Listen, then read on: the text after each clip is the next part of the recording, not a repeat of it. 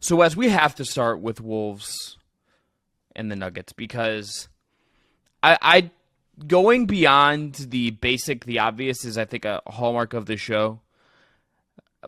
But I think very simply, the Minnesota Timberwolves are now a more realistic NBA champion than I ever would have believed. And that is because they're up 2-0 on the defending champs. Just took it to them in a real way in game 2. I don't want to say like broke the Nuggets, but they have Jamal Murray clearly frustrated, Michael Malone clearly frustrated, everyone on that team a little out of sorts. And they won game 2 without Rudy Gobert. They have full control of the series, which is not something I would have expected 2 games in. This team is playing awesome. They are playing with confidence. They look every bit the part of a team that could win the whole championship this year, and I did not think that was the case coming into the playoffs. I mean, we all picked against them. We all picked the Phoenix Suns.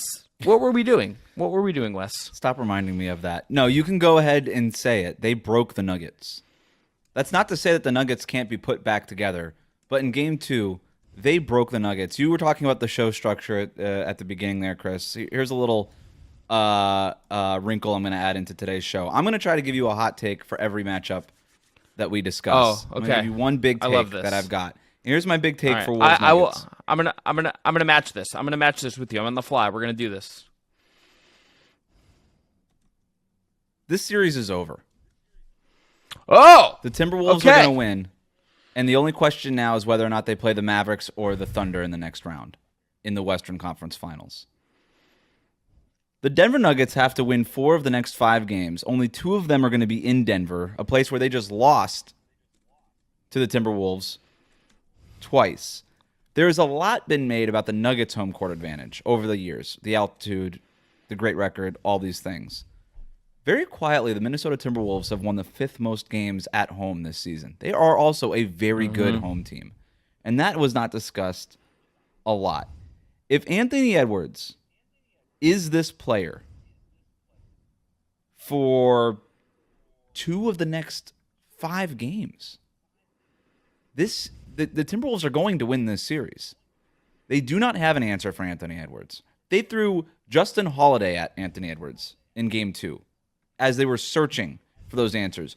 You mentioned the frustration level that this was at. Maybe it was the referees that they were upset with, but they would not have been that upset had they not been down 30 at one point in this game. They had no answers for it. They're picking up the Timberwolves were picking up the Nuggets full court. I have never seen Nikola Jokic that rushed in a game. He looked completely out of sorts. Jamal Murray is already hobbled. Aaron Gordon cannot figure out how to make a three-pointer these entire playoffs. The fact that they went up 2-0 and won game 2 without Rudy Gobert and have no answer for Anthony Edwards, to me, Chris, this series is over. The series is over. The Timberwolves are going to be in the Western Conference Finals.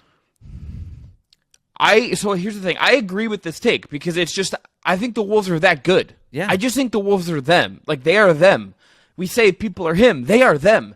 Like, I have watched the clips of them defending Jamal Murray probably like 10 times through today because they're putting him in hell. They're pincing him. He gets across half court and they are trapping him with Walker, with Ant, with Conley, with Jaden McDaniels. Like, all those guys are hounding Jamal Murray, and it is clearly driving him insane. I've never seen Jamal Murray get like driven this insane, and some of it is definitely the calf. That wrap on his leg is big. I think he's definitely more hurt than he is probably going to acknowledge publicly. He's not talking to the media right now. So no, we're going to get a huge article in The Athletic the moment the Nuggets are eliminated about what Jamal Murray has gone through and how much of a fighter he is and blah, blah, blah. That's going to happen. Yeah, there's the I can't remember what the term they use on the press box for like the now you tell us. Told you, like, yeah, Brian Curtis. The now you tell. Yeah. Shout out. Yeah, like we're getting a now you tell us story. 2 minutes, like just how we got the Frank Vogel is to blame for the Phoenix Suns story 2 minutes after the final tip of that game in that series. We're getting one about Jamal Murray's calf, I'm very sure. And just how tired Jokic is and all this stuff. Like I think it's coming. It just feels like it is there. But the Wolves are doing everything you could have wanted. And even like it speaks to me for them as a team that they didn't show up in game 2 and be like, okay, we can dial this back a little bit. We got our game on the road. We won in Denver already. Where Gobert's, away for the birth of his child, like, it's okay if our intensity is a half step, a full step back for this game. It wasn't. It was in some ways leveled up another level. So they were glad you like, brought- "Fuck it, we have to win this." I'm so glad you brought that up because it felt like exactly that. This is the moment you take a step off a normal team, and it wouldn't be a conscious thing. It would just be like, hey, Denver's on the ropes. They know that they can't lose 2 at home. They cannot drop this game. Rudy Gobert is out. He is the guy that we traded for to stop Jokic. We already had Karl Anthony Towns, right? We already had Naz Reid. We did not have Rudy Gobert. And yet they ramped up that energy, almost anticipating that the Nuggets were going to ramp it up and that they had to match it. And yet the Nuggets just were not ready for that second haymaker. I don't know. Like, we're 2 rounds into this fight, and it doesn't feel like the Nuggets have landed a punch yet. And the Timberwolves just keep coming at them over and over and over. And when I say they have them on the ropes, I mean, this thing feels like we're headed towards a KO, right? Yeah. And I just cannot believe how overwhelming this team is. They come out with so much intensity right out the gate, right? It was first play of the game. Anthony Edwards is just right up into Jamal Murray's face saying, I'm not going to let you shoot today, buddy. I know it's the first play of the game. I think it was game 1, but I'm not even going to let you shoot today. What they are doing, picking up full court, has thrown Denver's offense so out of rhythm where the Denver Nuggets offense, it operates like a Swiss movement watch, right? There's very specific gears, there's very specific motions, there's very specific things that it needs to get to. But when you throw a wrench into it, it's very hard to throw that wrench into it, right? Because it usually just grinds up that wrench and just keeps on moving. But the Minnesota Timberwolves have figured out how to kind of slow down those gears. And I don't know that the Nuggets have the capacity to get to that next level that they need to get to, considering that they're already coming off of a long finals run. It's very hard to repeat and play that much basketball in that short amount of time. Jamal Murray is hurt. There's definitely injuries up and down that roster. They don't have as much depth as they had last year. There's real things. But also, the Timberwolves are overwhelming. And it's awesome. Yes. And they have been a good team all year long, right? This is a team that could have been the 1 seed. This is a team whose net rating was better than the Nuggets in the regular season, was better than the Nuggets net rating last year when the Nuggets won the championship, right? Like, this is a team that by every account on the stat sheet during the regular season was as impressive as almost any other team outside of Boston in the NBA, and yet we kept overlooking them because they're basically their logo, right? Because they're the Minnesota Timberwolves. But this is a really good basketball team.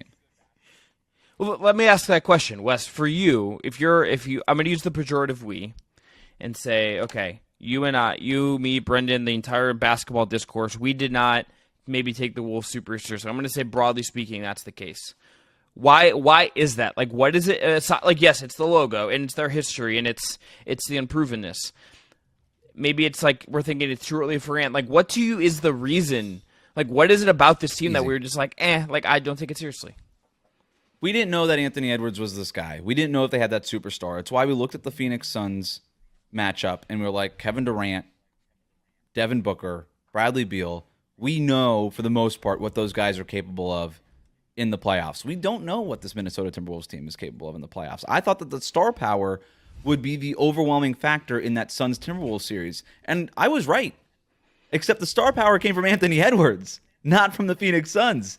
It was Minnesota's star that was the overwhelming factor, and it's been the overwhelming factor in this one. That was the worst game Nikola Jokic has played in 3 years in Game 2. Yeah.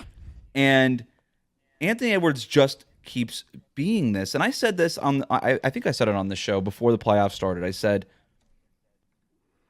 can Anthony Edwards be the best player in the playoffs? And if he can be, the Timberwolves have a chance.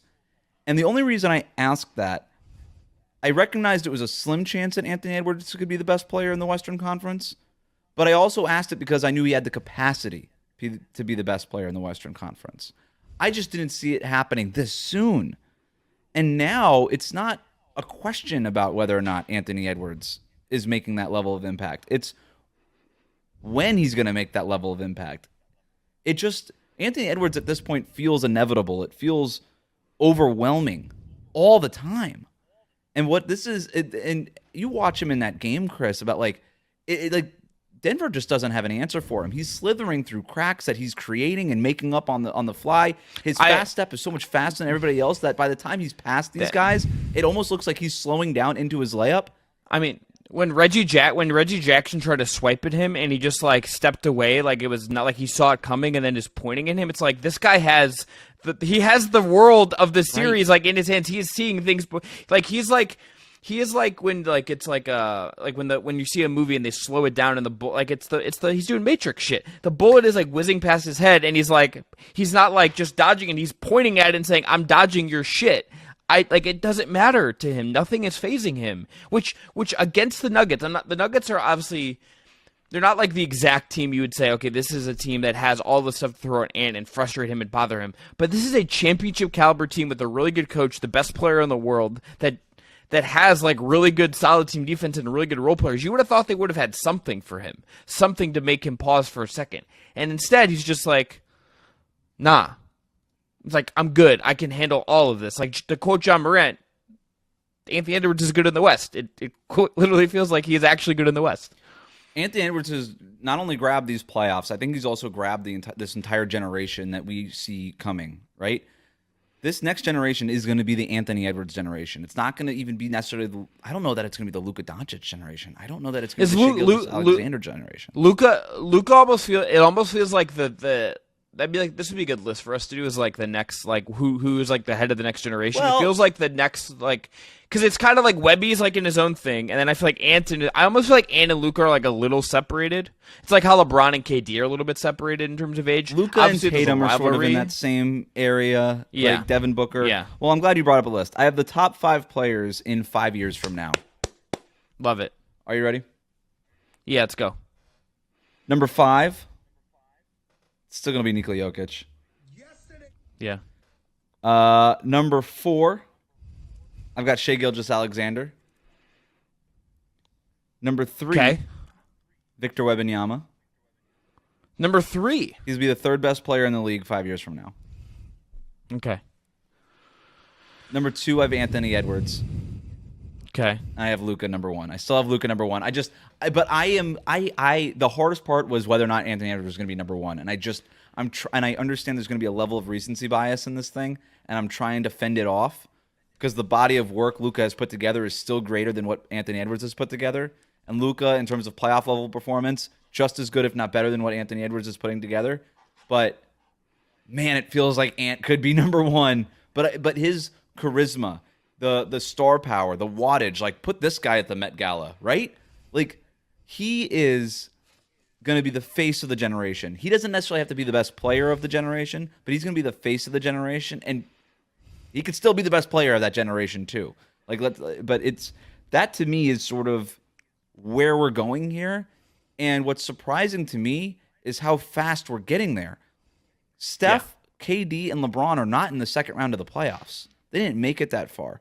Even Jokic's generation, which was sort of the generation we talked about the least, because we're still sort of figuring out what it was. But like midstream, Giannis, and Embiid. We're on the verge of Giannis, Jokic, and Embiid all being out before the conference finals. But those are our MVPs over the last half decade. That was the generation for the last half decade. They dominated the league as the best 3 players and just sort of, hot potatoed the MVP trophy. But like you already said, Giannis is out. Embiid is out. Jokic is about to be out. We're about to get to a point where the Western Conference Finals is going to be 2 of the 3 guys I just talked about, between Shai, Luka, and Anthony Edwards. And in the Eastern Conference, it's going to be Jalen Brunson or Tyrese Halliburton or Jason Tatum probably, and all those other guys. But it feels like this next generation just busted the door down, and it felt like we still needed more time from the last generation. And I'm not saying that last generation is going away. Like the Bucks, the Nuggets, the Sixers, they'll all be back next year. But I think this this group is coming, man. Ant being here right now with this team right now, it is a catapult for him. And you could define that a bunch of different ways. I think you saying if he's at worst like number 3 on that list, that in itself is insane. Mm-hmm. That for where he'll still be young. Like, none of those guys are going to be like old. Wemby, obviously, especially young, but Ant will be 27 in 5 years. Mm-hmm. Yeah. That's obscene. He's going to be in his prime. He's 22. He can make the finals this year, make it before Luka does, Make it, have maybe a better chance of title than Devin Booker had a couple years ago. Get there before Donovan Mitchell did, or ever has gotten close. Have a chance to win a title before like a lot of his peers. Have the same number, have more titles than Embiid if he's able to pull this off, or he'll make the conference finals at this rate before Embiid's even made one. Mm-hmm.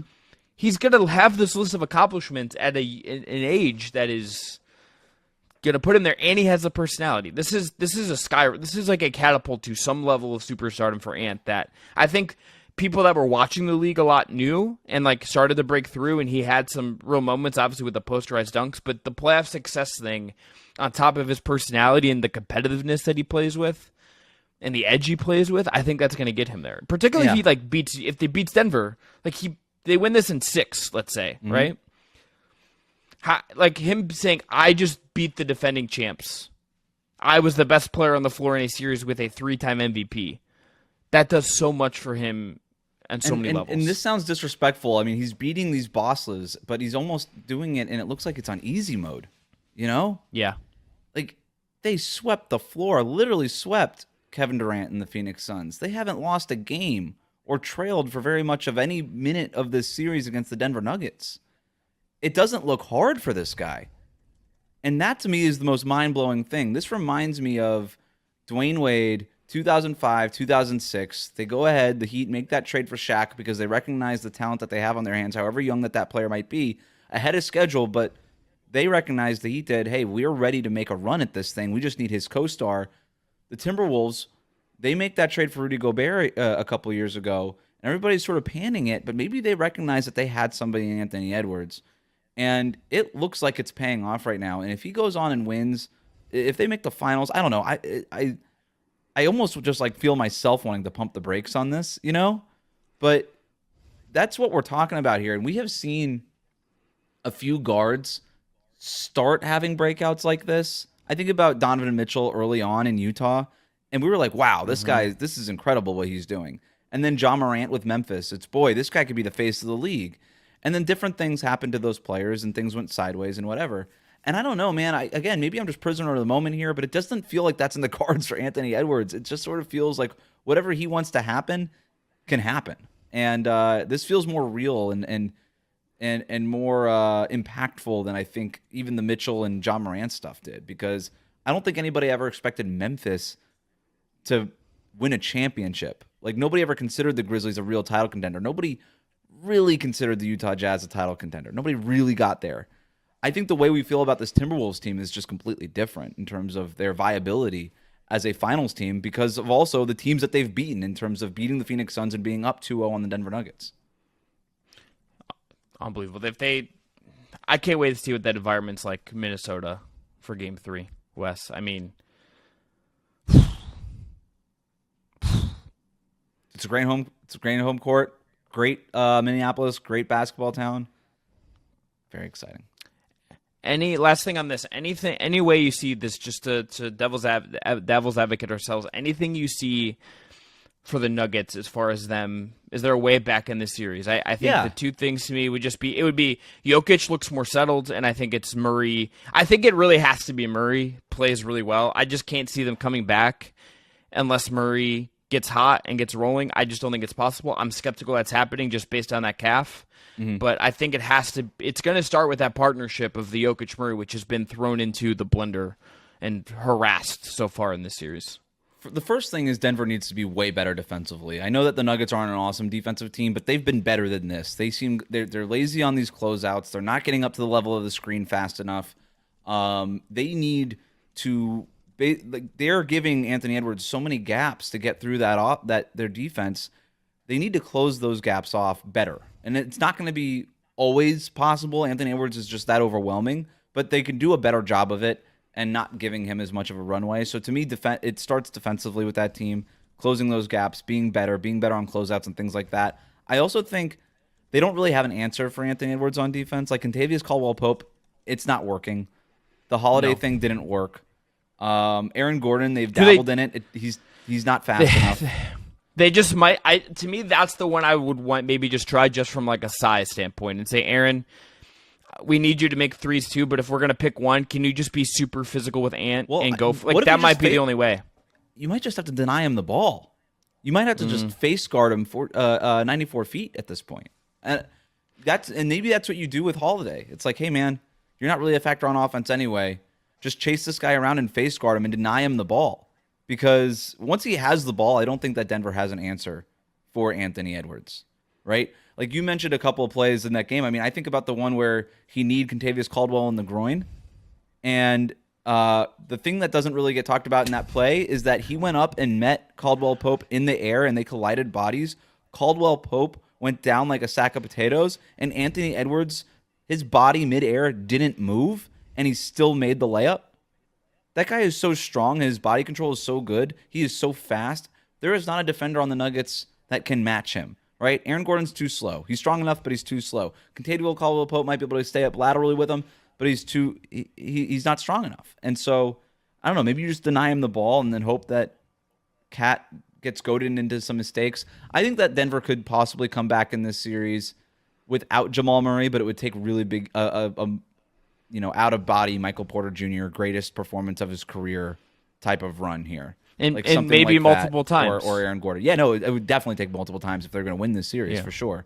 But that would be the only. And then I do expect Jokic to play better. That will be his worst game that he plays this series. I'm pretty confident in that. So yeah, I also think, Wes, if they come out, this is picking nits a little bit, but if I don't think the complaining helped them in game 2. It didn't. I really, I think when your coach, when every one of your players is complaining and yelling at the refs, and like you're not even playing well, and you're like saying it's kind of almost like deflecting. You kind of just got to not do that and just show up and play basketball and not do that. Like that's a very, again, generalist thing to say here, but I kind of think to your point, they take themselves out of their flow, out of their game when they are just bitching that much. Yep. And it was bitching. And Mike Malone is going to say something. It's like, all right, we're not that team enough. Yeah. Get back to business. Was honestly shocked he didn't get a technical when he like erupted as mad as I've ever seen an NBA coach. Mm-hmm. Can't think of a coach madder than Mike Malone in that moment. Yeah, I didn't love the officiating on Monday night in general, but more than the officiating, I didn't like how much complaining there was. We get players all the time begging, just let the players play, let the players play, let the players play, and then when the players are allowed to play, all they do is complain about not getting the foul calls. So you don't get to have it both ways. Let us play unless I'm the one that's getting fouled. It doesn't go that way. It doesn't go both ways. So just stop complaining.